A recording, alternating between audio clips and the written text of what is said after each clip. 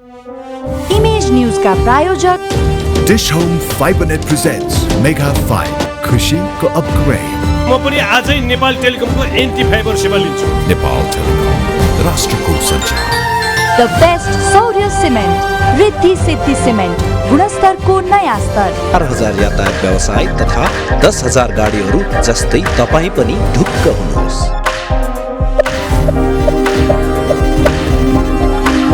Jagadamba super sign तथा ग्याल्वा plus जस्ता पाता जीवन भरको भरोसा र नयाँ जमानाको ग्लो एन्ड लभली।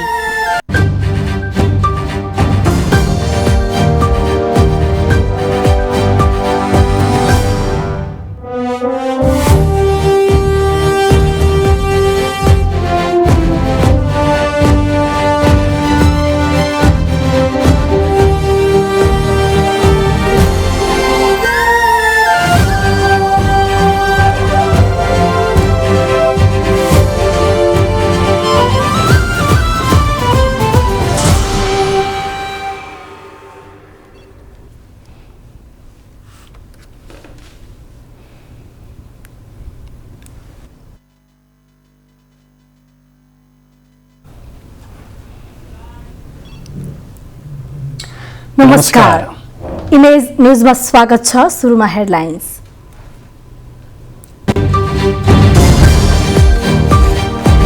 चुनावको मुखमा रोजगारीका लागि भारत जानेको लर्को। कैलालीको गौरी फन्टनाकाबाट दैनिक 1000सम्म विदेशी दै।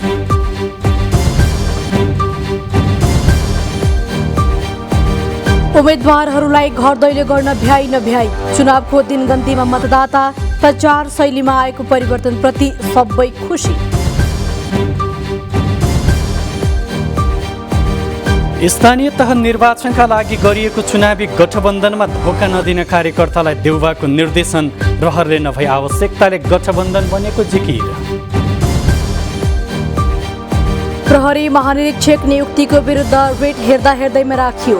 रिक्त 5 एआइजी 11 डिआइजी बढुवामा पनि राजनीतिक चलखेलको त्रास। युक्रेनको रक्षाका लागि अमेरिकाले गरेको सैन्य सहयोग महत्त्वपूर्ण हुने अमेरिकी राष्ट्रपति बाइडेनको दाबी। मरिउपोलमा फँसेका नागरिकको उद्धार जारी रहेको राष्ट्रसङ्घको भनाइ। र जिम्बाब्वे विरुद्धको तेस्रो टी20 क्रिकेटमा नेपालको सहज जित। जिम्बाब्वे 8 विकेटले पराजित।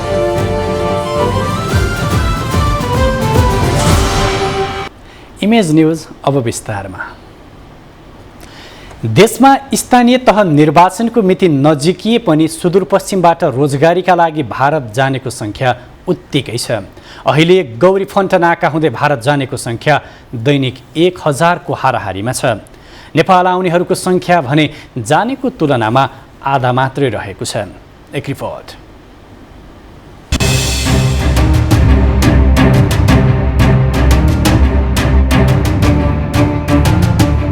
स्थानीय तहका जनप्रतिनिधिहरूले 5 वर्ष कार्यकर्ता पोस्ने र भ्रष्टाचार गरेर मात्र बिताएको भन्दै सुदूरपश्चिमका मतदाता आजित भएका छन्। मुलुकको विकास भन्दा पनि आफ्नो विकासमा जनप्रतिनिधि केन्द्रित देखिएकाले मतदान नगरी रोजगारीका लागि भारत जान लागेको उनीहरूले बताएका छन्। अछामको कलम बजार नगरपालिकाका भरत कोलीले गाउँमा रोजगारी कसैले नदिने भएकाले भोट नहाली भारत जान लागेको बताउनुभयो। भारत जान तयारी गर्दै गर्दा केही उम्मेदवारले नजान भने पनि गत निर्वाचनपछि 5 वर्षसम्म भ्रष्टाचार मात्र भएको भन्दै मतदान नगरी रोजगारीका लागि भारततर्फ लागेको कोलीको भनाइ छ। हाम्रो नेपालभित्रमा अब हामीले रोजगारीमा भनेपछि होइन 10-12 हजार रुपियाँ पाए पनि त हामी जसो हमाली गर्न पाए पनि रोकिने हाम्रो त्यो मानव रेगुलर हामीलाई काम भेटिन। काम भेटियो भने 1-2 महिना भेटिन्छ।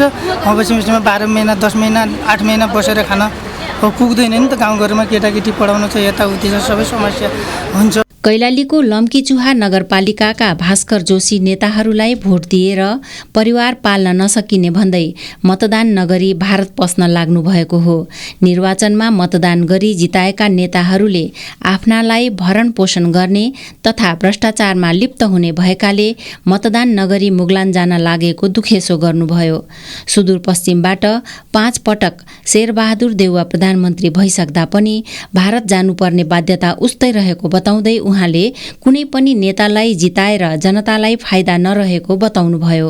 हामी गरिब जनताको लागि चाहिँ चुनाव होइन, यो चुनाव भनेको जो पार्टीमा लागेका र पार्टीमै लागेर पैसा कमाएका मान्छेहरूको लागि मात्र चुनाव भएको कारणले हामीले आफ्नो जीविका चलाउनको लागि चाहिँ इन्डियातिर, भारततिर, विभिन्न देशतिर जान बाध्य भयो। सुदूरपश्चिमको मुख्य नाका गौरीफन्टा भएर अहिले दैनिक नेपाल भित्रिने भन्दा बाहिरिनेको संख्या बढ्दै गएको छ। कैलालीसँग जोडिएको गौरीफन्टा नाकामा रहेको हेल्थ डेस्कका इन्चार्ज गणेश साउदले निर्वाचन नजिकिए पनि भारत जानेको संख्यामा कमी नआएको बताउनुभयो। उहाँले नेपाल भित्रिने भन्दा नेपाल बाहिर जानेको संख्या बढी भएको बताउनुभयो। हाल चाहिँ अब नेपालबाट भारत जानेको संख्या चाहिँ लगभग बढिरहेको अवस्थामा छ। चुनाव नजिकै गर्दा पनि 500देखि 600-700को हाराहारीमा पर डे नेपालबाट भारत गइरहेको अवस्थामा छ भने आउनेको सङ्ख्या पनि 400-500-600को हाराहारीमा आउनेको सङ्ख्या बढिरहेको छ। अब आउने भन्दा जानेको सङ्ख्या नै बढी छ। स्थानीय तहको निर्वाचनका लागि मनोनयन दर्ता गराएका उम्मेदवारहरूले निर्वाचनपछि मात्र कामको खोजीमा भारत जान आग्रह गर्दै आएका छन्। तर 2074 सालको स्थानीय तहको निर्वाचनबाट विजयी जनप्रतिनिधिले 5 वर्षसम्म कुनै काम नगरेकाले अहिले पनि मजदुरीको खोजीमा बाहिरिनु परेको सुदूरपश्चिमवासीको गुनासो छ। इमेज न्यूजका लागि कैलालीबाट विराज रोस्याराको रिपोर्ट। व्यक्तिगत र पार्टीगत आश्वासन बोकेर यति बेला उम्मेदवार मतदाताको मन जित्न लागि परेका छन्। कसैलाई विरासत जोगाउने चुनौती छ भने कोही गठबन्धनको बलमा स्थापित हुने दाउमा छन्। उम्मेदवारका विषयमा बाक्लै सन्देश प्रवाह भइरहँदा मतदातामा मिश्रित अभिव्यक्ति भेटियो। कोही चुनावसँग वाक्क दिक्क त कोही आशावादी छन्। कतिपय मतदाता लोकतन्त्रको सुन्दर पक्ष चुनाव भएकाले यसमा चुक्न नहुने मान्यता राख्छन्। एक रिपोर्ट।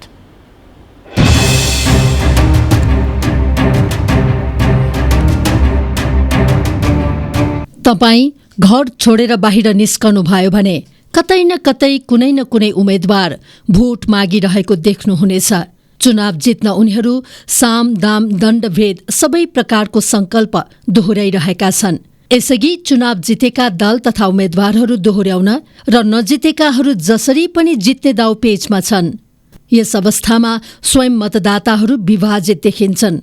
स्थानीय निकायमा जनप्रतिनिधिको उपस्थितिले विकासमा फड्को मारेको अनुभव गर्नेहरू पनि छन्।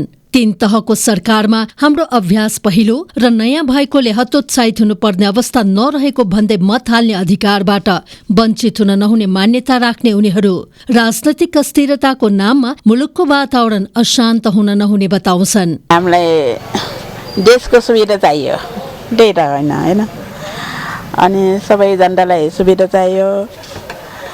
अब राम्रो हुनु पर्यो। देश जहिले नि झगडा त्यस्तो मात्र भएर दुःख भइरहेछ मान्छेहरूलाई, हो कि होइन? अनि हामीलाई त शान्ति होस्, शान्ति चाहिरहेछ। आफूभित्र मताधिकारबारे प्रचुर ज्ञान रहेको बताउने 92 र 81 वर्षका यी ज्येष्ठ नागरिक मतदान स्थलको भद्रगोडले दिक्क पार्ने गरेको दुखेसो गर्छन्। उमेरले अरूको भर पर्नुपर्ने अवस्था सम्झेर मन पोल्छ। यद्यपि पटक पटक मत हाल्नुलाई उनीहरूले नागरिक कर्तव्यको रूपमा बुझेका छन्।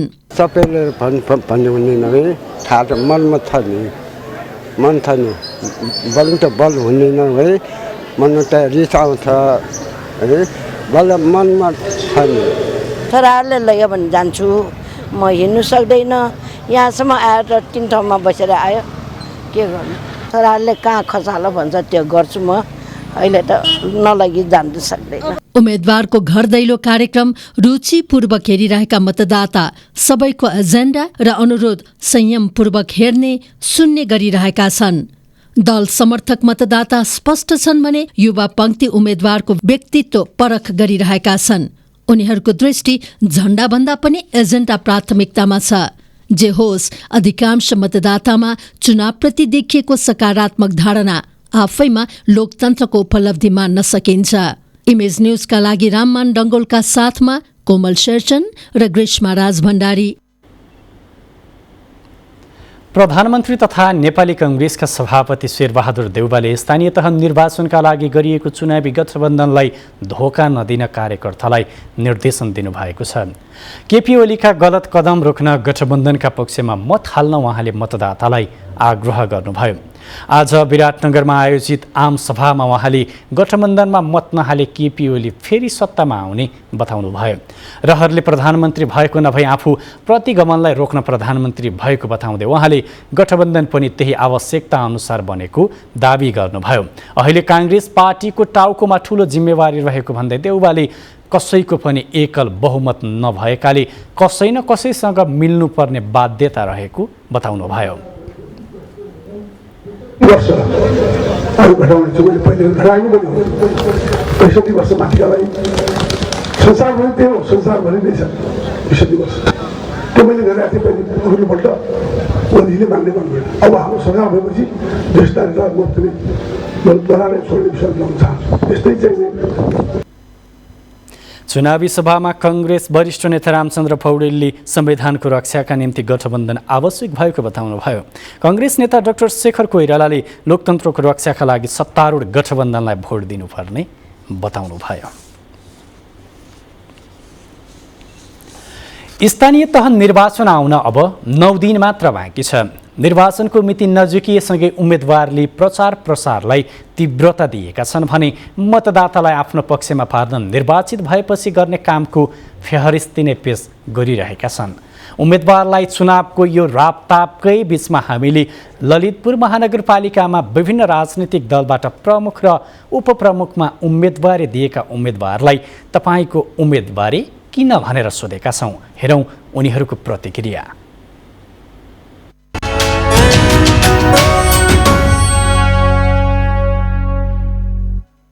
म चाहिँ यो 5 वर्षको दौरानमा चाहिँ निकै परिष्कृत भएँ, अनुभव बतुले कसरी काम गर्नुपर्छ भन्ने चाहिँ महानगरवासीहरूको चाहिँ मन मस्तिष्कमा छिरेको छु र उहाँहरूको जुन चाहना उहाँको आग्रह बमोजिमले चाहिँ मैले काम गरेको छु। यो काम गर्दै गर्दाखेरि मेरो विगतको 3 कार्यकालको वडा अध्यक्षको पनि मेरो अनुभव छ। तसर्थ यी अनुभवहरूको सम्मिश्रणको निचोड चाहिँ राम्रो निस्केको छ। तसर्थ अब एक पटक फेरि 5 वर्षको निमित्त यी सबै अनुभवहरूलाई चाहिँ सँगालेर महानगरवासीका सम्पूर्ण जनताहरूको उहाँहरूको चाहना उहाँहरूको अनुरोधलाई चाहिँ कार्यान्वयन गर्नको निमित्त म कामयाब हुन्छु। एक अवधि पुनः काम गर्न पाएँ भने सम्भवतः यो महानगरभित्रमा चाहिँ धेरै विकास निर्माणका कामहरू हुनेछन् र महानगरवासीहरूको चाहिँ प्रत्येक सुख दुःखमा चाहिँ म सहभागी हुनेछु। धेरै नै वातावरण नै सुधारका योजनाहरू पनि मैले चाहिँ तर्जुमा गरेको छु।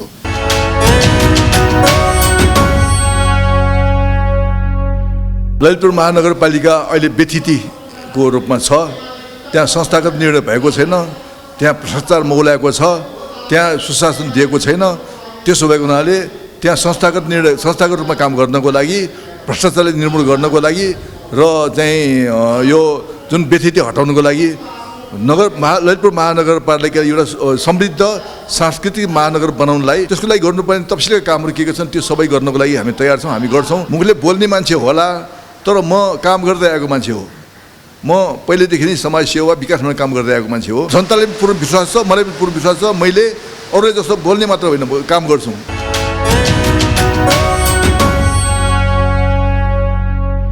म ललितपुरमा महानगरभित्रै जन्मेर हुर्केर साङ्गठनिक हिसाबमा पनि म कन्टिन्यू 15-20 वर्षदेखि यही भूमिमा राजनीति गर्दै आएको हिसाबमा म पदमा हुँदा या नहुँदा पनि मैले ललितपुरवासीसँगै म छु। त्यसकारण उहाँहरूको प्रत्यक्ष रूपमा समस्याहरूसँग म वाकिफ छु। र अर्को कुरा, स्रोत साधनको कमी ललितपुर महानगरभित्र छैन, योजनाको कमी हो र समस्याको पहिचान गर्ने चाहिँ कमी हो। यहाँको नेतृत्व जसले गरिराख्नु भएको छ उहाँहरूले प्रत्यक्ष रूपमा उहाँहरू जनताको माझमा हुनुहुन्न र जनताको मुख्य समस्याको विषयमा उहाँहरूलाई पहिचान छैन।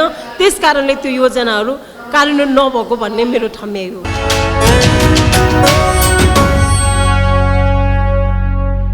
संविधानले दिएको चाहिँ अधिकारलाई प्रयोग गरेर शिक्षामा तपाईँको चाहिँ आफ्नै चाहिँ कलेज खोल्न सक्छ। त्यही खानेपानीको कुरा छ।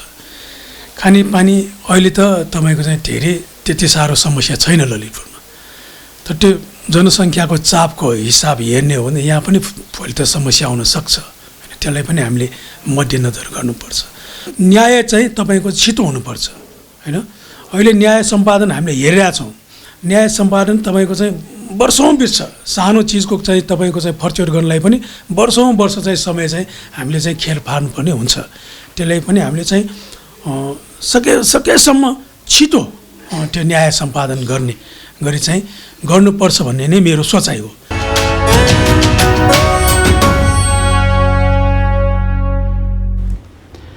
यही देश हो चुनावको तिथि सार्वजनिक हुन साथ पम्पलेट, पोस्टर, भित्ते लेखन, नारा जुलुस र आम सभाले वातावरण रङ्गीन थियो। कार्यकर्ताबीच काटामार चल्थ्यो। गल्ली गल्लीमा हुने चुनावी सभाले दिनभर यातायात अस्तव्यस्त हुन्थ्यो। अहिले स्थिति बदलिएको छ। चुनावी प्रचार सडकमा नभएर सामाजिक सञ्जालमा फड्को मारेको छ।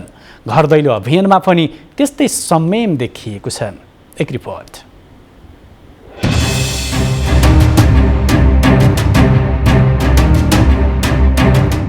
भड्किलो चुनावी शैलीमाथि निर्वाचन आयोगले कडाइपूर्वक अंकुश लगाएको छ। प्रमुख निर्वाचन आयुक्त दिनेश थपलियाले निर्वाचनका अरू प्रक्रियामा लचक भए पनि आचार संहितामा सम्झौता नगर्ने अडान पटक पटक व्यक्त गर्दै आउनु भएको छ। चुनावका मुखमा सडकमा देखिएको सन्नाटा आयोगको कडाइसँगै राजनीतिक कार्यकर्तामा विकसित सचेतना समेत हो भन्ने बुझाइ धेरैको छ। एकातिर तपाईको जुन पोल्युसनहरू हुन्थ्यो, जुन फोहोरहरू हुन्थ्यो, त्यसमा तपाईको ह्रास आइरहेको छ, गिरावट आइरहेको छ हैन। यो राम्रै छ। तपाईको प्रचार प्रसार गर्ने शैली जुन अब हाम्रो उम्मेदवारहरूले गर्नु भएको छ, अरू मानिसहरूमा पनि अब अहिले यसको अलिकति चेतना आएको हो कि जुन यो कार्य हामीले गर्नु हुँदैन, भोलि यो कार्य हामीले गर्दाखेरि आफैले गर्नुपर्ने भयो, आफैले हेर्नुपर्ने भयो। आफ्नो सहर, आफ्नो गाउँ अलिकति नराम्रो भएको हो कि जस्तो देखिया छ। जुन अहिले गर्नु भएको छ धेरै राम्रो छ। प्रचार प्रसार क्रममा बाटोहरू चाहिँ बन्द भइराखेको हुन्छ हैन। आउने जाने मान्छेहरूलाई चाहिँ अलिकति समस्या भइरहेको छ हैन।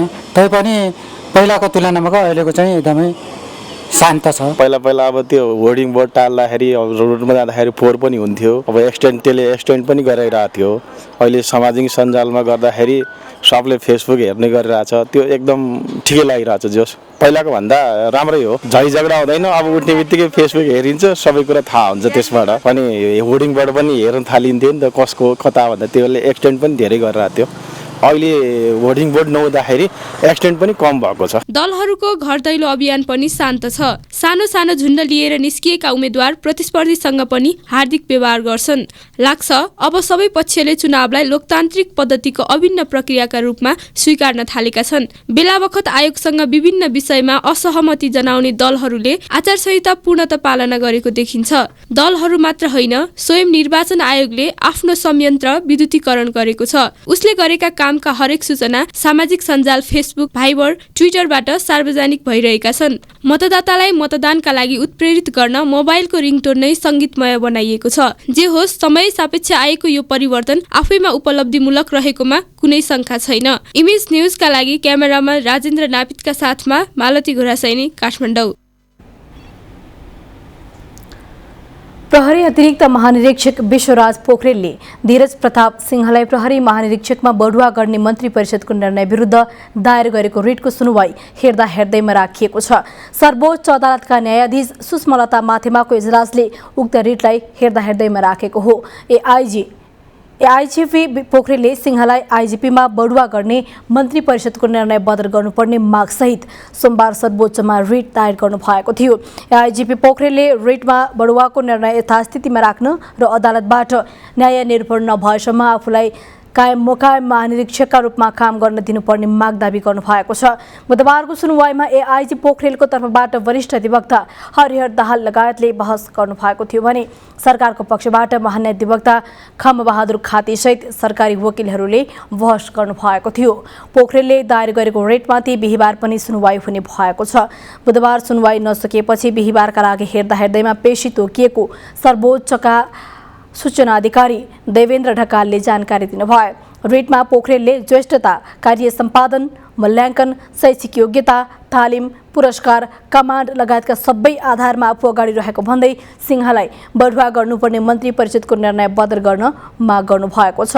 पोखरेलले प्रहरी नियमावली 2071 को नियम 41 र 30 अनुसार आफूलाई महानिरीक्षकमा बढुवा गर्नुपर्ने माग गर्नुभएको हो। पोखरेलले एआइजीसम्म आइपुग्दा आफूले कुनै विभागीय कारबाही नभोगेको तर महानिरीक्षकमा बढुवा सिंहले पटक पटक कारबाही भोगेको, एआइजीमा बढुवा विरुद्धको मुद्दा अदालतमै विचाराधीन रहेको अवस्थामा पदोन्नति भएकोमा प्रश्न उठाउनु भएको छ।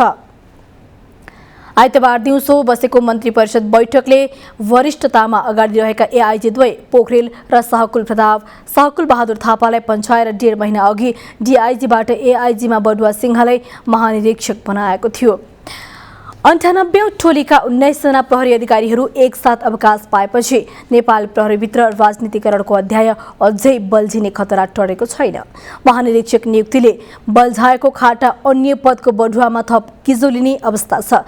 सरकार फेरिसँगै राम्रा होइन, हाम्रो खोज्ने सत्ताको हस्तक्षेप पुनरावृत्ति भएमा सत्य, सेवा र सुरक्षा एका देशको कथा बन्ने निश्चित छ।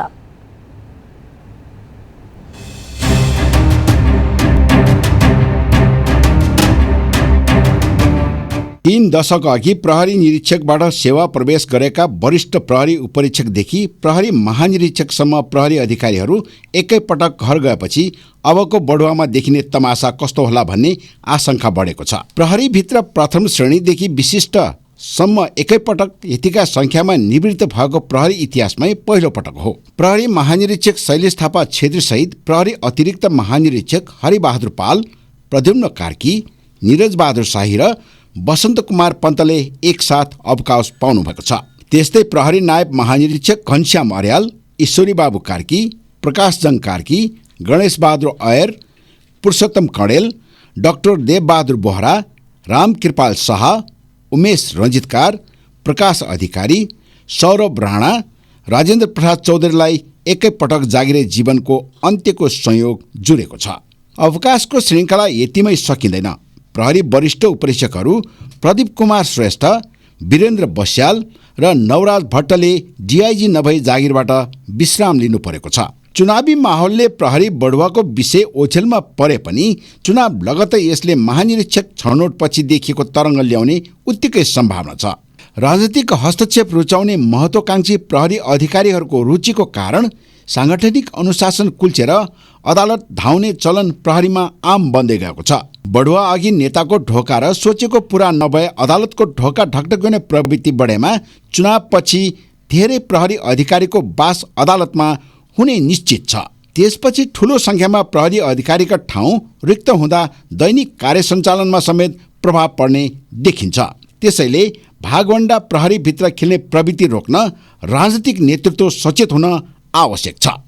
इमेज न्यूजका लागि दीपक श्रेष्ठ, काठमाडौँ। नेपाल कम्युनिस्ट पार्टीले नेत्रविक्रम चन्द विप्लवलाई महासचिवबाट हटाएको छ। विप्लव नेतृत्वको नेपाल कम्युनिस्ट पार्टीको नामले चिनिने यो पार्टीबाट विप्लवले कारबाही गरेका नेताद्वय धर्मेन्द्र बास्तोला र हेमन्त प्रकाश ओली पक्षले राष्ट्रिय भेला गर्दै विप्लवलाई महासचिव पदबाट हटाएको हो। चितवनमा जारी राष्ट्रिय भेलाले पार्टीको पछिल्लो केन्द्रीय कमिटिको बैठकले गरेको स्थानीय तह निर्वाचनमा नजाने निर्णय उल्लङ्घन गर्दै महासचिवकै निर्देशनमा पार्टीका नेता कार्यकर्ता चुनावमा सहभागी भएकाले महासचिवलाई पार्टीबाट हटाउनु परेको नेता गुणराज रोहनीले बताउनु भयो। नेकपाले धर्मेन्द्र बास्तोलालाई पार्टीको संयोजक बनाएको पनि उहाँले बताउनु भयो। केन्द्रीय समिति बैठक सकेर आउने बित्तिकै अब केन्द्रीय सदस्यहरू नै चुनावमा जान थाले। महासचिव निर्देशनमा प्रवक्ता आफै गएर के अरे निर्वाचन आयोगमै दल दर्ता गर्ने सम्मुख हुनुभयो। पछिल्लो क्रममा रोल्पाको सुनसर र थबाङमा काङ्ग्रेस र एमालेसँग मिलेर चुनाव लड्ने जुन निर्णय गर्नु। नेकपाका सचिवालय सदस्यको जिम्मेवारीमा रहेका नेताद्वय धर्मेन्द्र बास्तोला र हेमन्त प्रकाश ओलीलाई विप्लवले केही समय अघि पार्टी जिम्मेवारीबाट मुक्त गरेको विज्ञप्ति जारी गर्नु भएको थियो। आजबाट रातो मच्छिन्द्रनाथको रथयात्रा सुरु भएको छ। रथारोहण गरेको 4 दिनपछि रथ तान्न सुरु गरिएको हो। ललितपुरको फुलचोकबाट रथारोहण गरी मच्छिन्द्रनाथको रथयात्रा गावहल, मङ्गलबजार, सुन्धारा, लगनखेल, इटिटोल हुँदै जावलाखेलमा पुर्याएर भोट देखाइन्छ। यो सँगै मच्छिन्द्रनाथलाई सानो खटमा राखी बुङमतीमा लगिएपछि जात्रा समापन हुन्छ। किम्वदन्ती अनुसार एकपटक भिक्षा माग्न आएका गोरखनाथलाई कान्तिपुरवासीले नदिएपछि त्यसैको झोकमा उनले पशुपति मृगस्थलीमा नवनागलाई आसन बनाए। यसरी 12 वर्षसम्म वर्षा नभई अनिकाल भएपछि यसको समाधान खोज्दै जाँदा गोरखनाथका गुरु मच्छिन्द्रनाथलाई कान्तिपुर ल्याएमा गोरखनाथ आसनबाट उठी वर्षा र सहकाल हुने थाहा पाएर भक्तपुरका राजा नरेन्द्रदेव, काठमाडौँका राजा बन्धुदत्त भद्राचार्य र ललितपुरका कृषक ललित चक्रधर्मीले र मच्छिन्द्रनाथलाई भारतको कामारुधाग माक्षबाट नेपाल ल्याएका थिए। काठमाडौँ उपत्यकामा मुहार रातो भएका रक्तवलेकेश्वर करुणामयको स्थान निकै उच्च छ। यिनलाई लोकनाथ, रातो मच्छिन्द्रनाथ वा मच्छिन्द्रनाथ, बुङमङ्गरेकेश्वर, बुङ्गद, आर्यावलोकेश्वर, दृष्टिवेद आदि विभिन्न नामले पुकार्दै उपत्यकावासीले श्रद्धाका साथ पूजापाठ र जात्रा मनाउने चलन रहिआएको छ। करुणामयलाई 28 हातका साथै 48 फिट अग्लो रथमा विराजमान गराइन्छ। मच्छिन्द्रनाथको रथ 800 सालमा नरेन्द्रदेवका छोरा राजा वरदेवले बनाउने चलन चलाएका थिए। रथलाई जात्रा अवधिभर ललितपुरको टोल घुमाउने प्रचलन रहेको छ। सर्वसाधारणले यस जात्रामा आफन्तलाई बोलाएर भोज गरी जात्रा मनाउने गर्दछन्।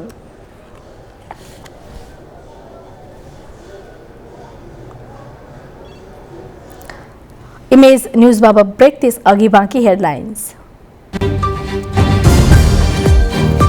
काभ्रेको मङ्गलटारमा भारतीय तीर्थयात्रु बोकेको बस र जीप ठोकिँदा 5 जनाको मृत्यु, 18 घाइते, केहीको अवस्था गम्भीर।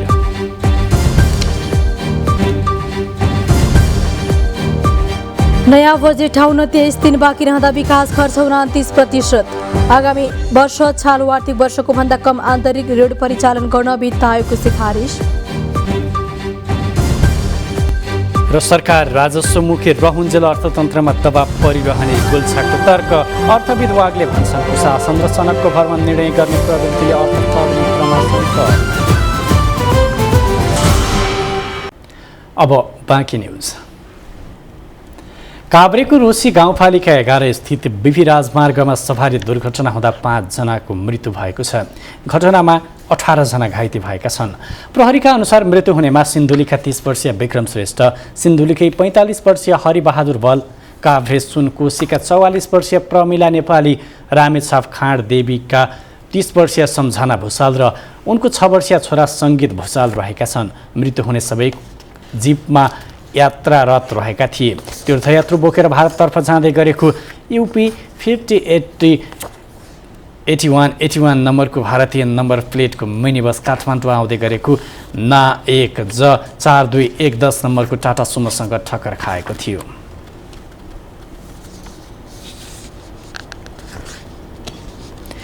विवेकशील साझा पार्टीका अध्यक्ष रविन्द्र मिश्रले राष्ट्रिय प्रजातन्त्र पार्टीसँग पार्टी एकताका लागि अनौपचारिक छलफल मात्र भएको प्रश्न गर्नुभएको छ। चितवनमा पत्रकारहरूसँग अध्यक्ष मिश्रले दुई पार्टी एक ठाउँमा आउँदा हस्तक्षेप गर्न सकिने शक्ति बन्न सक्छ कि भनेर छलफल गरिए पनि त्यसपछि अरू संवाद नभएको स्पष्ट पार्नुभयो। देश रूपान्तरण गर्न हस्तक्षेपकारी बिन्दुमा पुग्नुपर्ने भन्दै संवाद भए पनि परिणाम नआएको उहाँको भनाइ छ।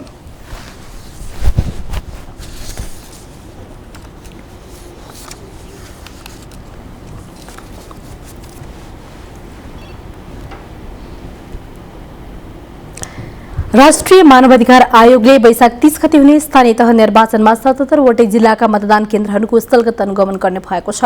आज आयोगले पत्रकार सम्मेलन गर्दै आसन्न वैशाख 30 गते हुने स्थानीय तह निर्वाचनमा 77 वटै जिल्लाका मतदान केन्द्रहरूमा स्थलगत अनुगमन गर्ने बताएको हो। आयोगका अध्यक्ष तप बहादुर मगरले स्थानीय तहको निर्वाचन अवधिमा आयोगले 47 वटा अनुगमन टोली परिचालन गरी स्थलगत अनुगमन गर्ने बताउनुभयो। उहाँले आयोगका अध्यक्ष तथा सदस्यहरूको नेतृत्वमा 7 वटै प्रदेशहरूमा निर्वाचन पूर्व पनि अनुगमन हुने उल्लेख गर्नुभयो।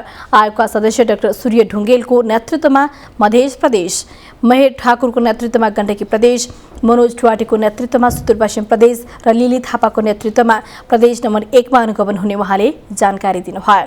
निर्वाचन अवधिमा आयोगमा अनुगमन कन्ट्रोल रुम स्थापना गर्ने र द्रुत सूचना सङ्कलन केन्द्र तथा द्रुत अनुगमन टोलीको समेत व्यवस्था गरिने उहाँले बताउनुभयो।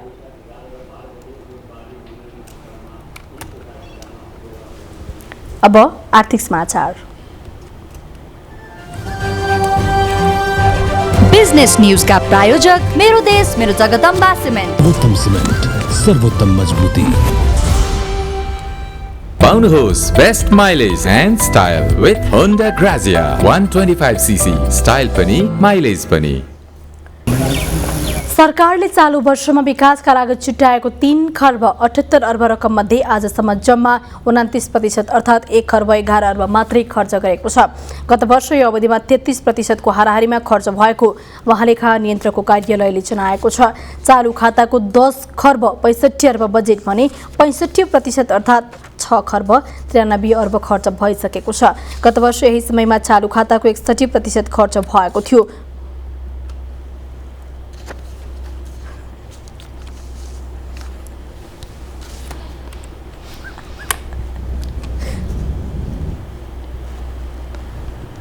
नेपाल उद्योग वाणिज्य महासङ्घका अध्यक्ष शेखर गोल्छाले पछिल्लो समय अत्याधिक रूपमा आयात बढ्नुमा निजी क्षेत्र नभएर सरकारी नीति दोषी रहेको आरोप लगाउनु भएको छ। आज नेपाल आर्थिक पत्रकार समाज सेजनले गरेको कार्यक्रममा उहाँले सरकार राजस्वमुखी भएर हिँडुन्जेलसम्म आर्थिक अवस्थामा निरन्तर दबाव परिरहने बताउनुभयो। विश्वभरका निजी क्षेत्रको एउटै उद्देश्य नाफा भएकाले आफूहरूले त्यही अनुसार सोच्ने बताउँदै कर्जा सही दिशामा गयो गएन भन्ने सन्दर्भ नियामक निकायले हेर्ने विषय भएको उहाँको भनाइ छ। र त्यो कमर्सियल ब्याङ्क्सहरूले पनि गर्न सक्दैन, त्यो अहिले हामीले देखिसकेका छौँ। Because commercial banks like private sector they are answerable for their shareholders, their stake holders होइन। तर उनीहरूलाई दोषी दिएर एकैचोटि क्रेडिट बढी भयो या एउटा सर्टन सेक्टरमा क्रेडिट बढी भयो भनेर त्यो रेगुलेटरले हेर्नुपर्ने कुरा हो।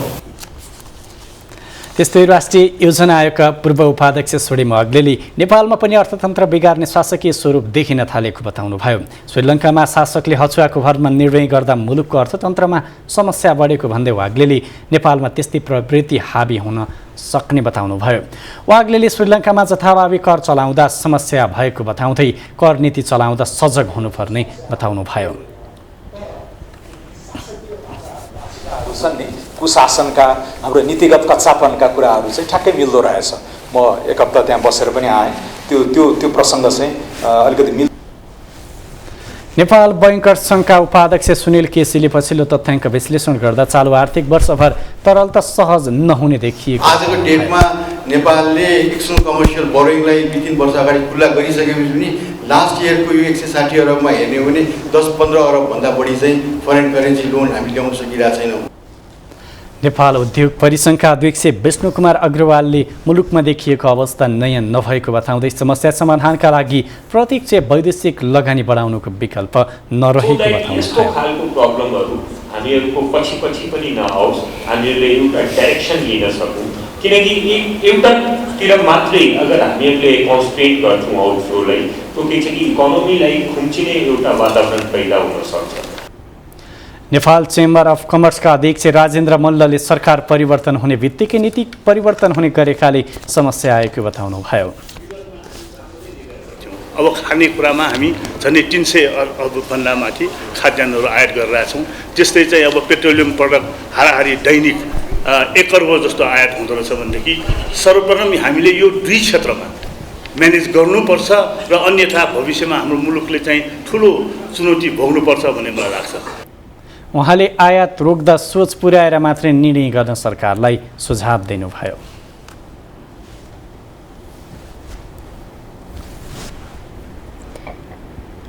नेपाल तयारी पोशाक उद्योग संघका अध्यक्ष पवन गोल्यानले नेपालको निर्यात जाने उद्योगका लागि सरकारले श्रमिकलाई तालिमको व्यवस्था गर्नुपर्ने बताउनु भएको छ। आज नेपाल आर्थिक पत्रकार संघले काठमाडौँमा गरेको कार्यक्रममा उहाँले नेपालको गार्मेन्ट तथा निर्यातजन्य उद्योगहरूमा भारत तथा अन्य देशबाट श्रमिक ल्याएर उद्योग चलाउनु परेकाले नेपाली श्रमिकलाई तालिम दिएर योग्य बनाउनु पर्नेमा जोड दिनुभएको हो। अध्यक्ष गोल्यानले सरकारले गार्मेन्ट सम्बन्धी तालिमको व्यवस्था गरेमा उद्योगलाई नेपाली श्रमिक सस्तो र दिगो हुने अध्यक्ष गोल्यानको भनाइ छ। सरकारले हेरखारको सेवा सञ्चालन गरी अमेरिकामा नेपाली गार्मेन्ट्सका उत्पादन निर्यात गर्न सके नेपाली गार्मेन्ट्स उद्योगको ठूलो विकास हुन सक्ने गोल्यानको भनाइ छ। इनपुट कस्ट पनि भन्छ त्यसको लागि चाहिँ लेबर ट्रेनिङ चाहिँ एउटा राज्यले यो गार्मेन्ट इन्डस्ट्रीको लागि नै भए पनि कमसेकम गार्मेन्टको लागि चलाइदियो भने पनि हुन्छ। उहाँले नेपालका साना निर्यात उद्योगहरूले निर्यात गर्न नसक्ने भएकाले सरकारले निर्यात हाउस स्थापना गर्नुपर्ने आवश्यकता पनि अवल्याउनु भयो।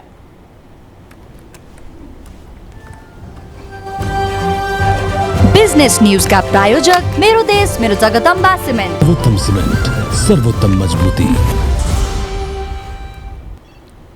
इमेज न्यूजमा फेरि अर्को ब्रेक, त्यस अघि बाँकी हेडलाइन्स। युक्रेनको विषयमा रुस र इजरायल बीच वाकी युद्ध। रुसी विदेश मन्त्रीले युक्रेनमा नाजीको अवशेष बाँकी रहेको भनेपछि इजरायलको युद्ध। र फुटबलका मुख्य प्रशिक्षक र बन्द प्रशिक्षण छाडेका खेलाडी बीचको विवाद छानबिन गर्न कमिटी गठन। कमिटीलाई एक हप्ताको समय।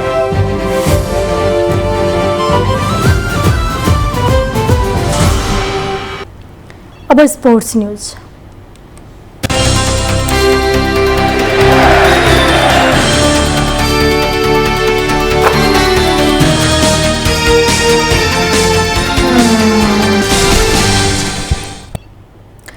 नेपालले पाहुना टोली जिम्बाब्वे विरुद्धको तेस्रो तथा अन्तिम T20मा सहज जित निकालेको छ।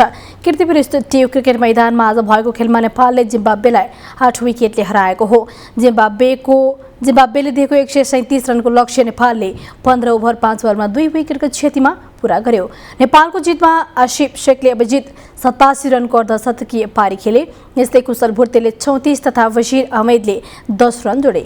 जिम्बाब्वेका लुक छोक्वे र ब्रान्डन माहुताले 1-1 विकेट लिए। त्यसैगरी टस हारेर पहिले ब्याटिङको निम्ति पाएको जिम्बाब्वेले निर्धारित 20 ओभरमा 7 विकेट गुमाएर 36 रन बनाएको थियो। जिम्बाब्वेका रोय खेयाले सर्वाधिक 49 रन जोडे। यस्तै टडिवान्से मारुमानी 27, लुक जोबीले 23 तथा इनोसेन्ट खेयाले 14 रन बनाएका थिए। अन्य खेलाडीले भने दोहोरो अङ्क जोड्न सकेनन्। नेपालका कप्तान सन्दीप लामिछानेले 2 विकेट लिए भने बशीर अहमद र सोमपाल कामीले 1-1 विकेट लिएका थिए।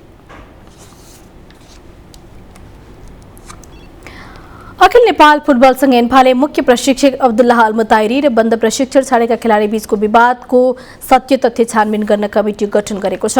एन्फाले आज सत्य तथ्य पहिचान गर्न नेपाली सेनाका पूर्व उपरथी तथा पूर्व खेलाडी विक्टर शमशेर राणा रहेको 1 सदस्यीय कमिटी गठन गरेको हो। कमिटीले 1 हप्तामा विवादको सत्य तथ्य पत्ता लगाएर एन्फालाई प्रतिवेदन बुझाउनेछ। एन्फा अध्यक्ष कर्मा छिरिङ शेर्पा र खेलाडी बीच मंगलबार भएको छलफलपछि दुवै पक्ष छानबिन समिति गठन गर्न राजी भएका थिए। मुख्य प्रशिक्षक अल्मुताइरीको कार्यशैलीमा असन्तुष्टि जनाउँदै 10 खेलाडीले बन्द प्रशिक्षण छाडेका थिए। क्याम्प छाडेका खेलाडीले प्रशिक्षक अल्मुताइरीले पटक पटक क्याम्प छाडेर जान भनेपछि आफूहरू बाध्य भएर प्रशिक्षण छाडेको बताएका छन्।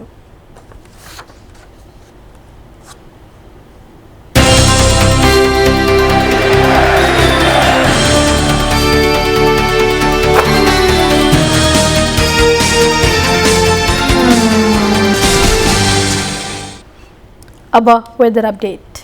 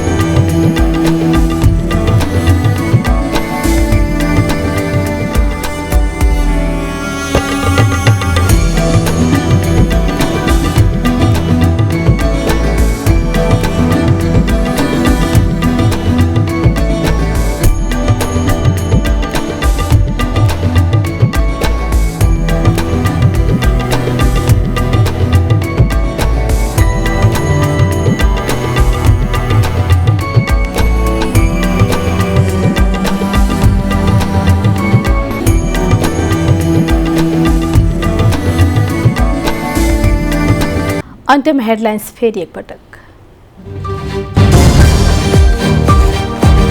चुनावको मुखमा रोजगारीका लागि भारत जानेको लर्को, कैलालीको गौरी फन्टनाकाबाट दैनिक 1000सम्म विदेशी दै।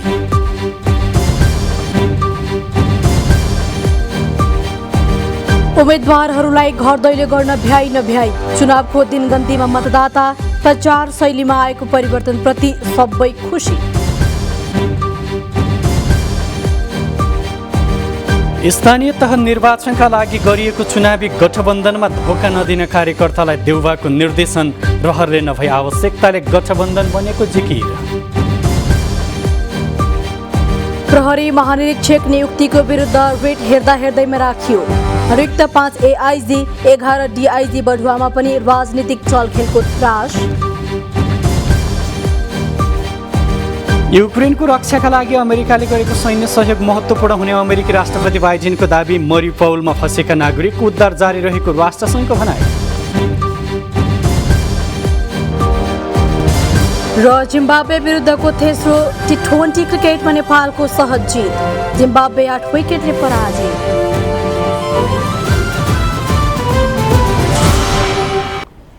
इमेज न्युज सकियो। तपाईँ हामीलाई imagekhabar.com मा पनि हेर्न, पढ्न र सुन्न सक्नुहुनेछ। इमेज च्यानल हेर्दै गर्नुहोला। नमस्ते।